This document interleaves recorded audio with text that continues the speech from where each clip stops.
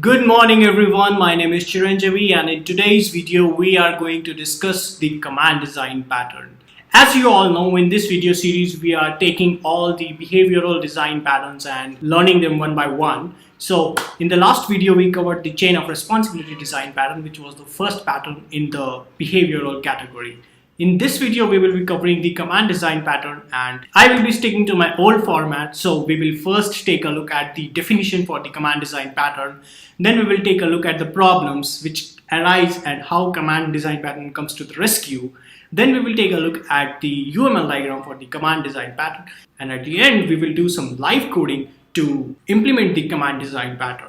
So let's get started. So let's start by looking at the definition first. So command is a behavioral design pattern that lets you turn a request into a standalone object, which can be used to parameterize objects with different requests, queue or log request, and support undoable operations.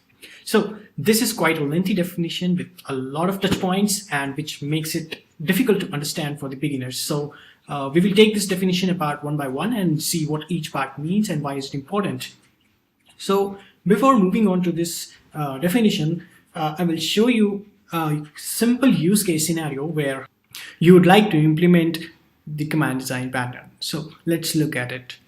So this is our example here, and in this example what we are trying to do is to switch on some lights, switch it off, and have a button to control that, and also switch on some motors. So switching on a light is a request. It's a type of request we want to handle. Switching on a motor or switching off a motor is also a type of request which we want to handle. But there is a problem with this example. The problem is our code is tightly coupled to the receiver object, what we want to turn it on or off.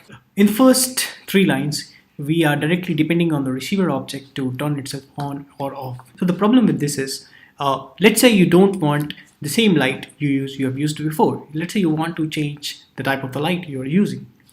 But since you're directly depending on the light class, you cannot change the methods. Let's say the second type of the light you're using has some different methods to turn it on, or it has some different procedure to turn it on. Your code will fail, right? Instead of depending on the receiver directly, we should have an abstraction to actually control behavior. We want to turn on the light for the receiver, but also not depend on the receiver directly, which will give us more flexibility. To enhance this further, what I did is added a button class which takes a light via dependency injection and has an on method on it. The on method simply toggles the light on, which is good. We have added an abstraction for turning on the light, but the problem here is our button is directly coupled to the light. Now we cannot use this button class which we can use to turn on anything except light, which is bad because we don't want to directly couple our light with the button, because then the button will not be usable except with light. One more scenario is, let's say you want to add or turn on a motor with the same button, which is not possible because our button is directly coupled to light. So the most common solution which comes to people's mind is to quickly go ahead and subclass this button, add a motor there, and override all the methods and make it work. But the problem with this is, again, we are preferring subclassing over composition, which is bad. Second is, we are violating the open-closed principle, which says classes should be open for extension but closed for modification. But here we see that our class is not closed for modifications. So if the behavior in the motor button changes, or let's say in the motor changes, our class will directly get affected. So let's have a look at the UML diagram for command pattern and see how command pattern tries to solve this problem. There is one more problem with this code, which is we cannot undo operations. There is no way to track that the order of the operations in which we perform them, and there's no way to undo it. So let's go ahead, take a look at the command design pattern, the UML diagram, and see how does it solve this problem. So this is the UML diagram for our command design pattern. In this UML diagram we have so many components, so let's look at them one by one.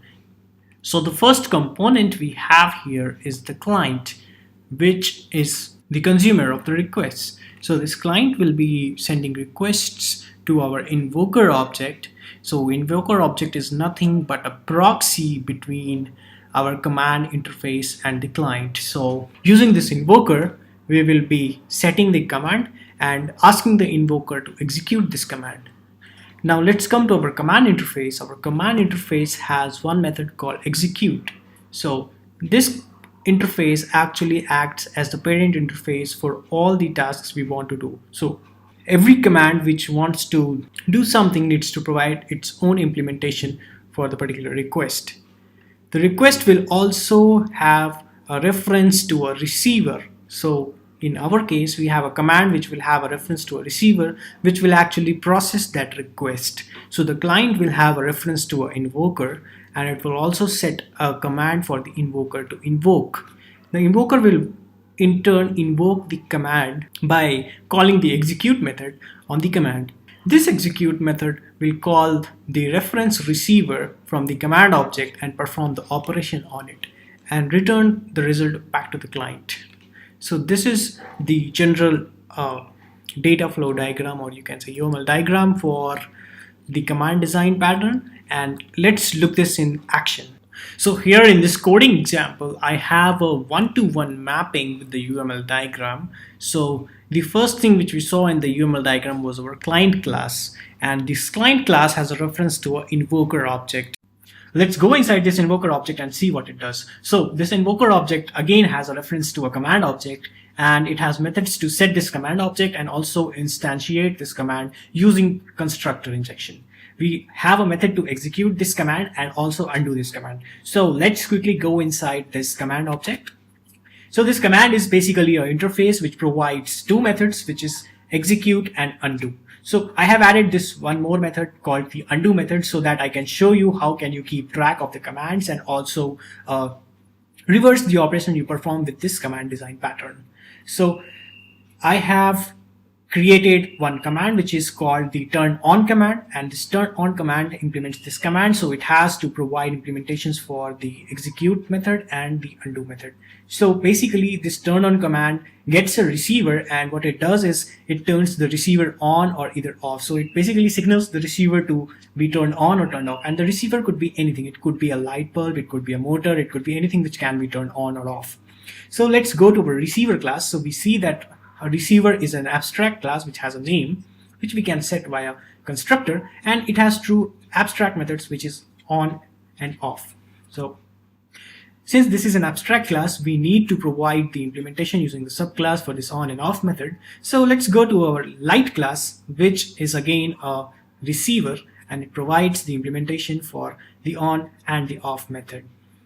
Similarly, we have our motor class, which is also a receiver, and it also provides the implementation for the on and the off method.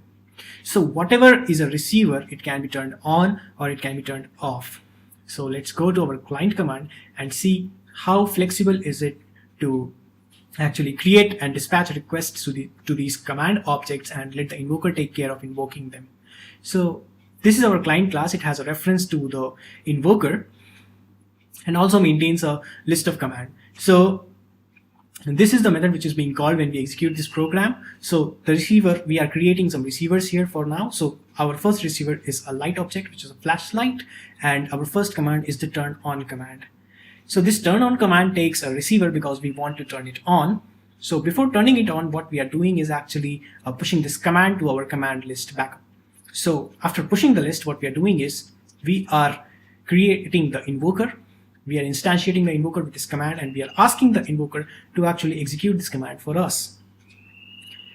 After the execution, we are creating the second receiver, which is called the motor, and we are also creating a new command to actually turn on this motor. So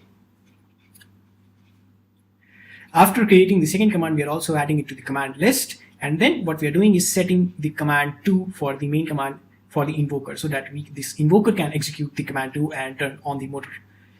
Now, after executing this command, since we have the history of the commands in this list, command list, what we can do is iterate on this list and call the undo method for each command. So whatever this command does, we can actually reverse the operation for each command in the command list. So let's run this code and see this in action. So after running this code, what we get as output is light is on, motor is on, light is off, and motor is off. Since you see that whatever is the order of the command, this same order is maintained. So first we did the light on command, then we turned on the motor, then in the same order we did the undo operation for each command. Now you see how flexible is it to add multiple commands to your command list, keep a track of all the commands, all the request object what you're going to perform, and also keep it separate and independent from your client code. So your client code basically knows nothing about this command object. It only knows about the invoker, and the invoker invokes all these commands. So here I have created all these command objects in this client only, but in the actual scenario, what you will be doing is injecting these command objects dynamically in the invoker using dependency injection, and see how beautiful is it to resolve all those dependencies at runtime. Okay, so thank you guys for sticking up with me for so long. It's around 12 minutes. I hope you have understood the command design pattern. So the main intent behind this command design pattern, if you want to encapsulate the request object and you want to do undoable operations and keep track of all the requests your system is processing, then you should definitely check out this command pattern. Also, one more thing, if you want to decouple the receiver of the object from the consumer of this object, you should use this command design pattern. So that's it guys with this video. In the next video, we will be discussing the iterator design pattern. So thanks for watching.